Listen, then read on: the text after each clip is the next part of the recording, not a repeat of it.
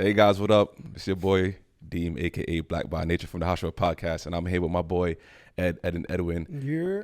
And we are here to talk some anime with you guys. But before we talk, please like, comment, share, subscribe to our YouTube channel. Share it, like it. You know, it helps us out.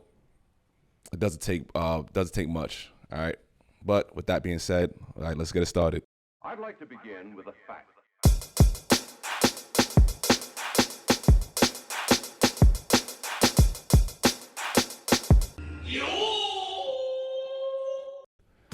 All right. We're here to talk about animes that seasons that, okay, for example, let's give it Promise Neverland. Phenomenal season 1. And season 2 just straight up crap the bed. Like to the point where it's like I didn't even want to watch season 2. So we're just gonna give our animes that had great season 1s and crappy season 2s, or vice versa. Had the season 1 wasn't that much, but season 2 was pretty good. So that being said, Ed, we're gonna start with you. All right, so my first show that I thought the first season wasn't good, but the second season was amazing, and I'm actually waiting for that bad boy to come back, is Fire Force. I don't know what it was, but that first season, it would, to me, I guess the story was just lacking something. It was just, I felt like it was boring. I felt like they were just there doing stuff. You know what I'm saying? I definitely understand where you're coming from, but I don't think it's because like it had to pick up to like the character background, the development, the training, and all that stuff. So I guess like later on in season 1, that's where it started to pick up, where Shinra was fighting his little brother, which that was already season 1. I believe so. Yeah. Oh shit. Yeah, but yeah, when he first was what was his little brother name again? There's been so many. I feel like they on like their little fake Attack on Titan, with how Attack on Titan took forever to get to season 2.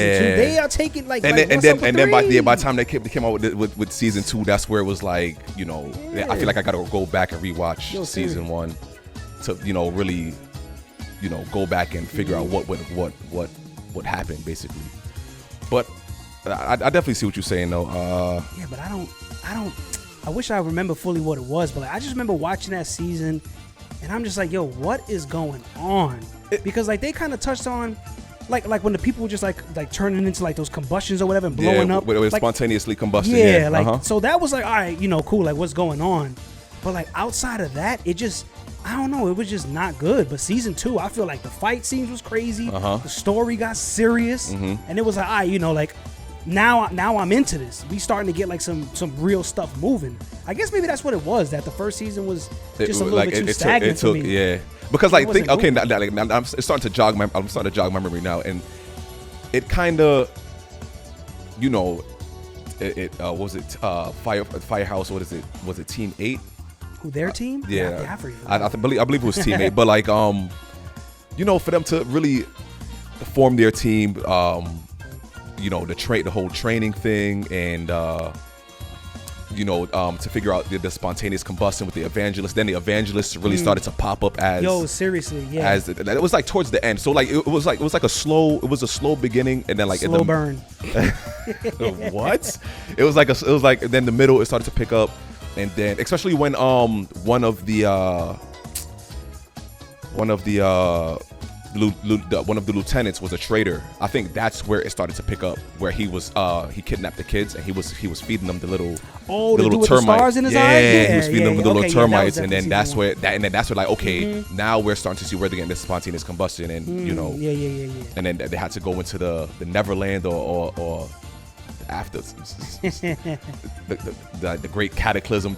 Like when they really started to get into the nitty gritty of that, that's where you're just like, all right, okay, now it's starting to pick up. Now I get it, and I guess, and then that's where I could give it to the anime, because season 2 it picked up. Yeah, season 2. I thought season 2 was phenomenal. It didn't regress to say like, okay, we're gonna tell you guys what I think they did like with the first 30 seconds of the season 1. They told you like, and then like they just went straight into like trying to figure out the evangelist and trying to figure, and then one of the greatest, I don't guess one of the greatest, but one of the most favorite characters in that anime, Joker.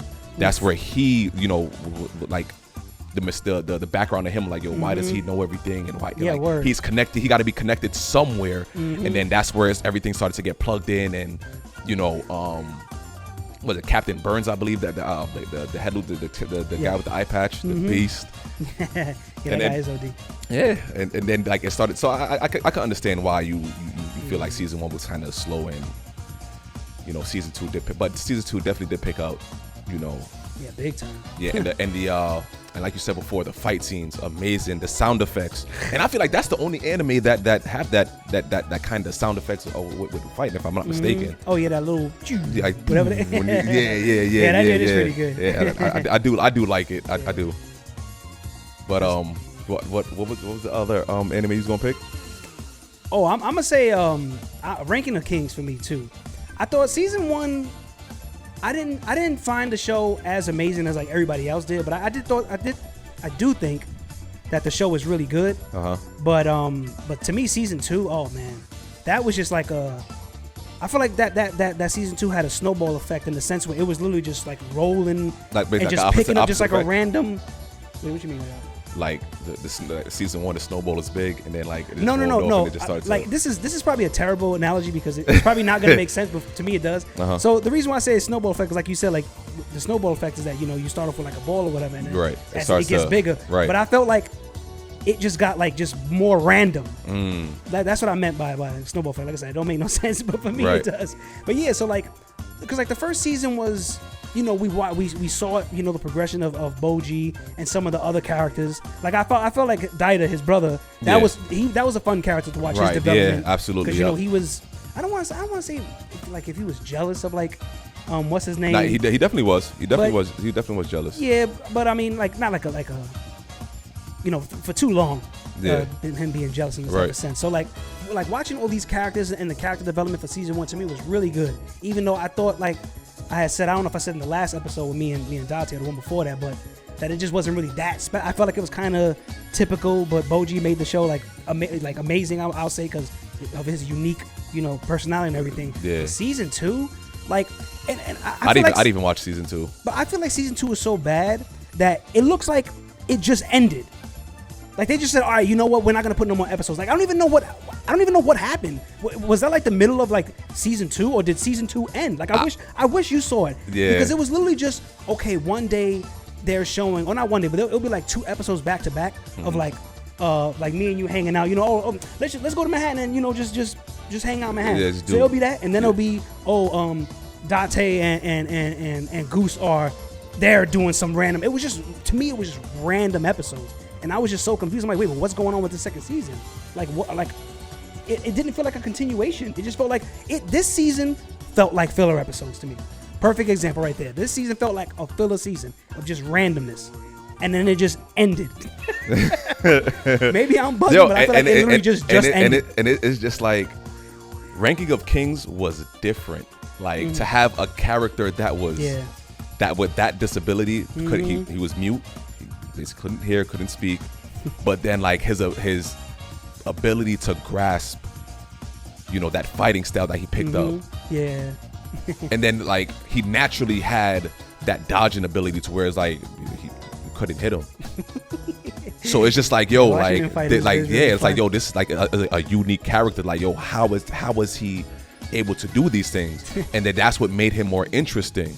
And then of course he had that soft caring personality where everyone is just drawn to him, and he's so caring for others. So of course that's when you're like, okay, like I'm invested in this anime just off of this character alone, of how he is, and everyone is looking like down on him because of his disability, and he's just like one of the strongest characters in the anime, But I didn't like. I heard like it was so much negativity, just like I said before, just like Promised Neverland. Like so much negativity on season 2 of Ranking Kings. Like I didn't even. For real? Yeah. Oh, I didn't even know. Oh Yeah, wow, I didn't even know that. I didn't even attempt to watch it. I was like, damn. Like, I didn't even know that. and it like, and season 2 wasn't all that good because you didn't hear about it. That's a fact. You didn't like. That's why I didn't even know that people would like didn't like. It wasn't Yeah, received well. I guess the day that season 2 dropped, it trended on Twitter. And I was just seeing like, Boji went from it's a Ranking Kings went from again they brought up Promised Neverland, so they put Promised Neverland and they put the one column of Promised Neverland season 1 and Rankin season 1 and Promised Neverland season 2, and it was like, oh, I never watched season 2 of Promised Neverland. Promised Neverland, but I wouldn't put Ranking the Kings on that level. No, just as far as just like a fall off from season 1. Yeah, basically the seasons. I get that, but was, I feel like that's a little OD because from the stuff that I heard from Promised Neverland I heard season 2, it was bad. Yeah, like I don't think bad. season 2 of Ranking the Kings did what that did. Yeah, I didn't even didn't see that show. Right? Yeah, same. Like I was just like, damn. I was like, I'm not gonna watch season 1 if season 2 is gonna be this bad. I'm not even gonna do that to myself and upset myself. Like, why do that? Yeah, no, it was right. rough. Yeah. But not to add on, but the animes that I was gonna bring up, one is To Your Eternity. I'm gonna say season 1. It was kind of difficult to understand what was going on and like how to really understand the character. And then it was like how would you say it? Wash, rinse, repeat.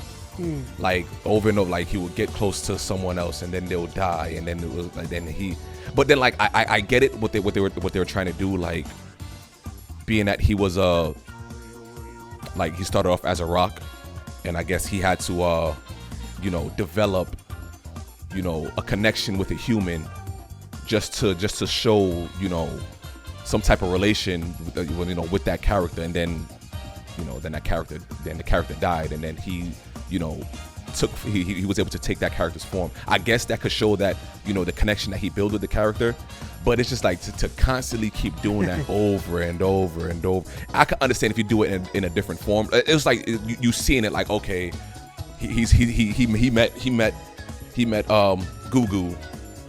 I actually like that character a lot. Yeah, he's definitely good. Okay, this is the character that's gonna die. We already knew the character was gonna die, and we knew like he's gonna take you seen it. So I guess like that's where like my takeaway would be. But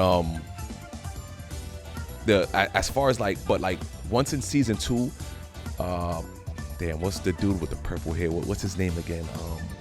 His name is crazy. I like that character a lot. Oh no, yeah, definitely. I liked him a lot. He could see the spirits, and he could see the spirits. I think that was that Bonchan. Yeah, I think so. Because he reminded me of what's his name from One Piece, Bon Clay. Yeah, that's why I was like, yo, why these guys so similar? Yeah. So, but like one thing that he pointed out, and I think this was the pivotal moment of Fushi? Yeah, you go. Of Fushi's character. This was the pivotal moment where he realized it. He was like, yo, he's acting more of his kind versus acting more human. Because I feel like now, if you think about it, when he was fighting, he was trying to fight those knockers. That's a weird name for enemy. That's a weird name for enemy, by the way. But yeah, the knockers. He's trying to fight them as that human form, but instead of fighting it as that entity that he is. So when he peeped it, he was like, "Yo, he's not acting. He's not acting like a human anymore. He's acting because that's when he was. That's when he was doing the whole body transfer, the whole. You feel me? He was like OD connected to like the whole village. Right? There you go. Right, and then he was doing that, and I'm like, okay, now you feel me? Like now you starting to like really understand and see like the direction of the anime where it was going. But I just feel like season 1, like I said before, but granted, it was still great writing. It was still great. It was amazing, character development. But for me, it was just like you really had to dig deep and understand, and really take the take your how do you say it? Tap into his subconscious. Like you really had to tap into his subconscious to really understand the anime in season 1. Maybe that's probably what my issue was, because like you said, the rinse repeat. Like, it wouldn't have been bad if I didn't personally feel like it was literally the same story, though. Like, that's why it was bad for me, because, like, I think the first season was, 20 to 25 episodes? Yeah. So we were getting maybe about, like, I want to say maybe, like, 6 episodes, or maybe more, 6, 7 episodes of the same story back to back. Like I thought the first episode was amazing. Right. That was a really good intro. Yeah. I was like, oh, like that's crazy. He was walking with the dog. It was just some random kid walking with this dog. You kind of fell in love with those two characters. Like, oh, I want to see these guys find a way to go in. Right. And then Right. Yeah. And then we realized that No, they died. Yeah. So it was like, dang, he lands on this rock, whatever. Then the whole thing starts, and he's like, all right, cool, let's see where this goes. But then the first story was pretty cool with the two little girls. But then it's just like, all right, now you did that with Gugu again. Then you did that with the other girl on the prison. I was like, oh, yo, you did this already. Like, he can't find another way to like get these, these bodies from these people. Right. And that was the only thing. Yeah, that's what I'm saying. Like a different like approach of it. Everything was the same. Yeah, okay. It felt like it was the same exact thing. Okay, insert he meets the person. Insert they become friends. Oh, now insert something random happens. The knockers attack basically. Yeah, exactly. And that was my beef with season 1 with the repetition. It wasn't like, okay, he met a person, something, and it was all cool, and then boom. Oh, they had a disease and died. Yeah. I don't know if that would have been better writing. I think it was only one character like that. The girl. I think this was season 2. The chick, she died of some.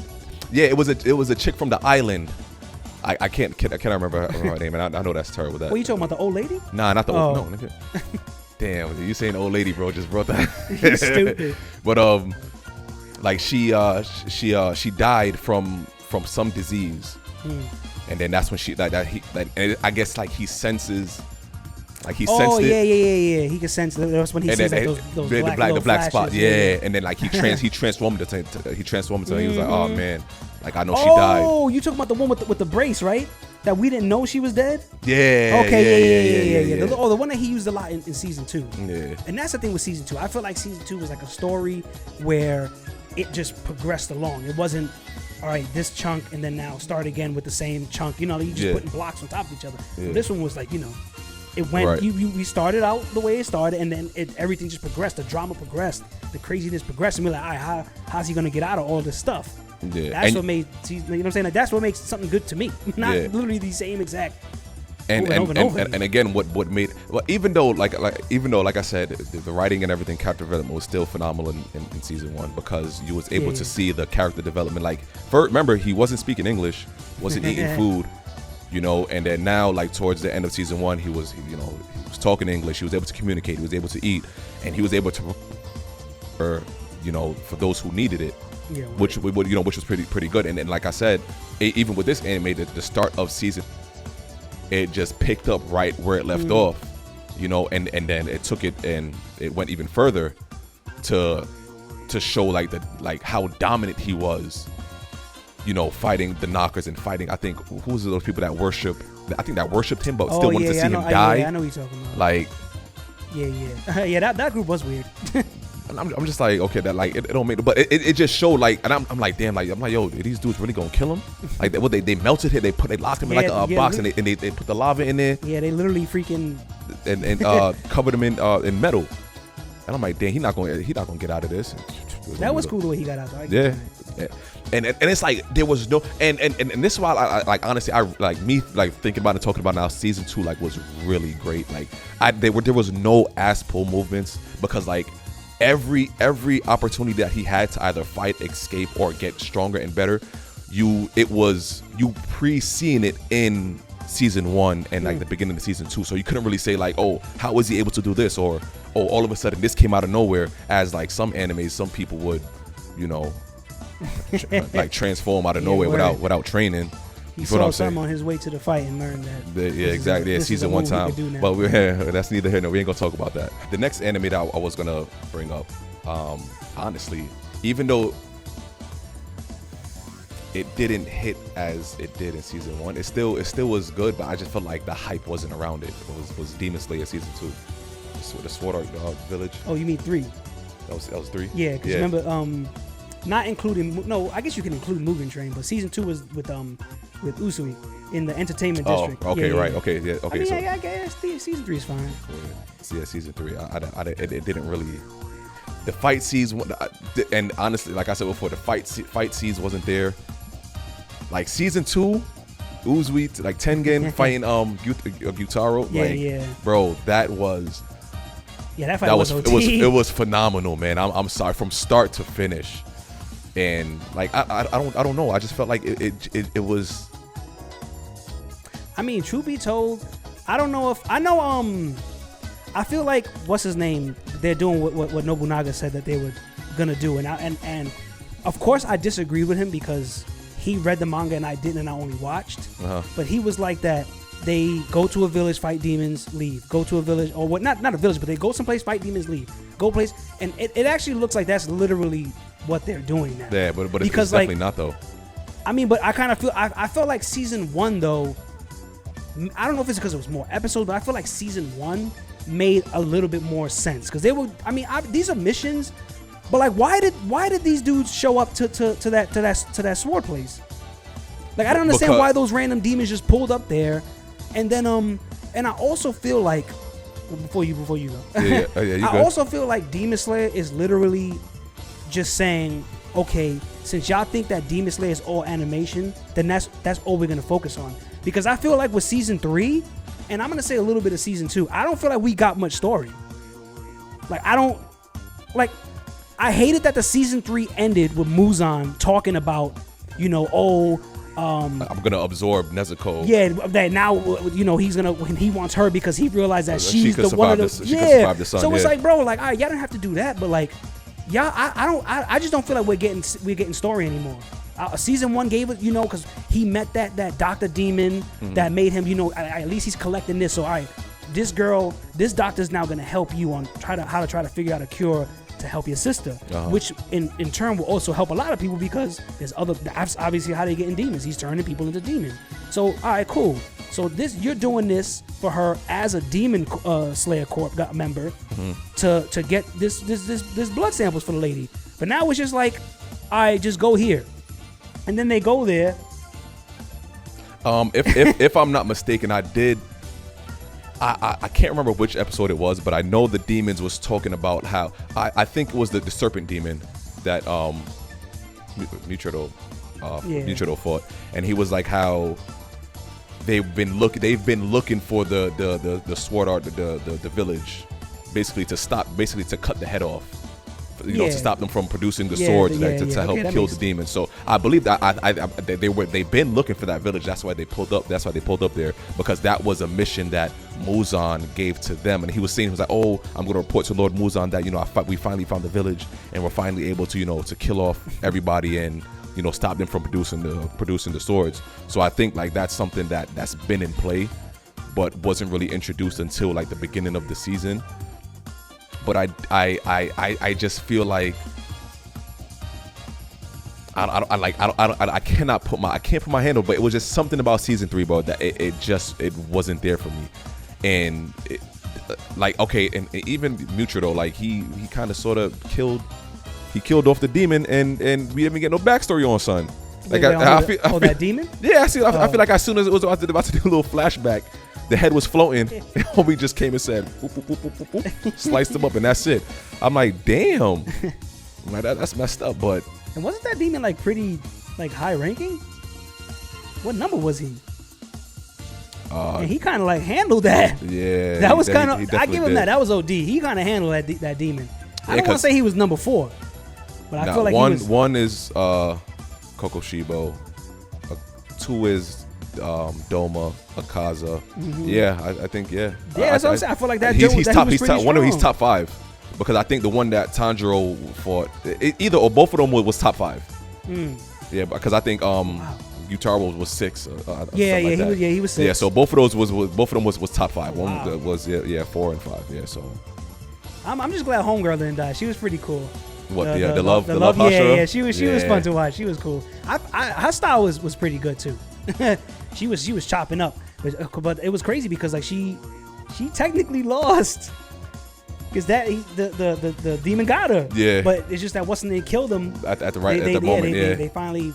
So caught the little dude running away was killing me though. He was just freaking running and crying. Yo, and now, even all right, it's like a because like how did you figure out on the fly like where the real body was to the demon? Yeah, what's his name? I feel like now as the seasons go on, Tanjiro is definitely OD plot hacking. Yeah, I'm like yo, ain't no. Oh, let me just start smelling stuff. What are you over here? And the funny thing is, I don't think it's even. No. When he figured out to what is happening, bro? Nah. Like he was like, oh, boom, head got chopped off. 2 more formed, and then the head got cut off again, and then another form, and then he's just like, he's figuring everything out, and I'm just like, yo, you barely know anything about the enemy, bro. How were you able to figure all of this out? Oh, the real head have to be on him here. How? Like what led to that? How do you know? His combat IQ is just too high. Nah, man. bro. I'm not gonna lie, and that's what I'm talking about. That's the ass pulls I'm talking about. Yeah. Nah, I feel. And like I'm like, nah, bro. I'm like, ain't no way. I'm just mad homie wasn't in the. Not even homie, just like both of them. Who? I kind of missed Zenitsu and Inosuke, man. Like, I feel like we need them. Another ass pull move, man. I'm gonna say when you said Inosuke, man, go back to season 2. The Entertainment Red Light District. Yeah, right. Let's get this Red Light District, where Yutaro stabs Inosuke. So you telling me the moment where Inosuke is my favorite. You leave him alone. He's my favorite. So you telling me the minute homie stabs you, mind you, he's upper rank. He was number 6. Yeah. And that instant, that speed, you shifted your heart, like you feel me, like. Yeah, he had the nah, man, nah, I don't want to hear that. Hold on. The only thing I'll give him with that though is because since he has like that sensory type ability, I would like to believe that he has some type of spider sense effect where he sensed he was gonna get stabbed. Exactly. Like he had like some imminent danger reaction, and he probably was like, oh, should this do this behind me, and he about to let me rearrange some organs. Because like the same thing when they fought the train demon. Yeah. Like he knew which eyes were like looking at him, and that's why he was able to avoid being put to sleep. So I would like to believe that his beast form sensory was coming out, I guess that animal instinct you could say. Exactly. Yeah, so, okay, perfect, all right, yes, okay. Exactly. I'll give him that. Okay, all right. I don't think he listen, that makes sense. But I'm just saying, like, I'm like, yo, I moved my organs right before. Yeah, word. What? Nah, you leave him alone, man. Like, I mean, but something like that is only corny because unless you're gonna kill the character, then don't do that in any story. I hate when they do that because I know he's not dead, so don't try to make me feel like the character's dead, but I know he's not dead. So just do something that makes sense that he could survive. But I guess they did it that way just to show that the instinct, like you said, like we were saying before, the what is it? The animal instinct of him jumping to the defensive versus like just like it being an ass pulling, like having to go with the flow, like it's out there and with that situation. I was just talking about like period. Like they be like certain shows in anime where like they'll leave you in a cliffhanger where like, oh my god, did this character? No, the character not dead because he the main character in the story. We know it's not done. Yeah, right. Like, you're That's not just gonna in the middle of nowhere, even if it's like no anime and if it's just straight manga. The story you just started writing a story and we on chapter 5 and the main character is dead. Come on, like Yusuke in the beginning, like, you know what I'm saying? Like he just gets hit by the bus or the car, and it's like, all right, end the story. Like, bro, this journey just started. He dead already. Like that's crazy. Like you know something's gonna happen because there ain't no way like he's the main character. He dies already. Mm-hmm. But I get it though. But to go back real quick, I was just thinking about To Your Eternity. Like the beginning of season 2, like where I guess where they left off is season 1, where he was on that island with the when the old lady just passed away, and I think that's what he transformed into her. Like thinking about it, bro, like for someone to go through that constant pain, and then like him being that depressed, it's just like damn, like everybody that you can't experience love, you can't experience that the having to care for someone else because like now you're scared that they're gonna die, and you're and it's just like constantly being close to someone, and it's like, okay, I'm gonna just get close to this person, they're just gonna die, and I'm gonna transform into them, and then it's like I just feel like I can't get close to nobody. I don't know what family or friends is. But now I'm about to get on my philosophizer. Here we go. Because I think but that is one of the things that makes being a human so beautiful, because we all live with that though. That's true. And that's I guess that's what they're trying to portray Exactly. in the That's anime. what I'm saying. When you said that, I was like, oh wow, that's actually pretty cool, because like, he has to learn that part. He is started off as nothing. He was just a stone, and now he, like you said, somebody dies that he becomes emotionally attached to, and now he becomes them. And now he don't like you said in the beginning of season 2, he was old. What was he living, like 40 years on that island doing nothing? Yeah, 4 years. Man, his hair grew and everything, but every time he reanimates himself, they go back to their original state that he found them in. Right. So that he was in that for so long that the dude grew hair, grew a crazy beard. So like now he has to learn that human element of like, even though any day could be anybody's day, we don't live our life like that. We all live like, we already know, oh yeah, everything is gonna be good tomorrow. But he's like, nah, F that. Y'all stay over there. I'm staying over here because I can't deal with that. And that's pretty powerful. I actually never noticed that until you brought that up. Yeah. It just like off the little break, whatever. It just hit me. And then now like another moment like hit me where like I stated before that, like he's not fighting like a human anymore. He's really using his like I guess his abilities to like take advantage of everything. And remember, and then he was able to find out that he could bring them back to life. Like how and then like I guess if the person, like if he attaches himself to like one of the I was gonna say people then, but I was trying to not say that word. But I was gonna say a lot of people then. Yeah, the one of the fighters, whatever. Oh yeah, they'll die and they kept coming back to life. But that right there, I think all that was just the show showing us that he can bring people back to life. Yeah. Because the fact that he was doing that's why I was so confused. I'm like, all right, because he brought somebody back before, yes, and then that's why they hated him. It was like, oh no, this guy's a devil or something like that. Yeah, it was the old dude. Yeah, right. Exactly. That's what started. That's what started it. Right. The king of that era, something like that. He brought him back to life, and it was like, nah, no way. The real Fushi couldn't do that. Couldn't do that. Yeah, right. Yeah.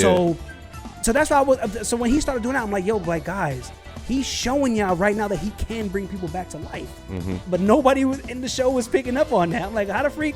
Like, come on. Unless the dude with the purple hair, because obviously he didn't want to say nothing to nobody because he didn't want that. Yeah, he knew. That's why when they didn't he bring him back to life at the end of the anime, because he died, if I'm not mistaken. He does die. He kind of like sacrifices himself. Yeah, and I think Fushi was gonna bring him back, and I think he said no. Yeah, no. Not yet or something like that. Yeah, not yet. Right. He said not yet. Yeah.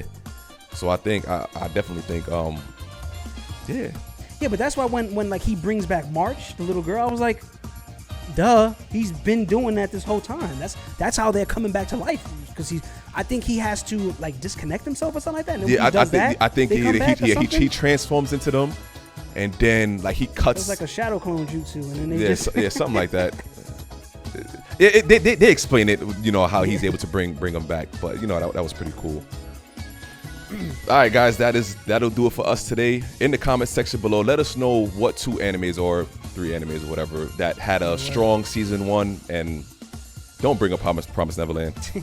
A strong season 1 and weak season 2, or vice versa. Weak season 1, strong season 2. Again, this is the Hashira podcast. Thanks for tuning in. Peace out.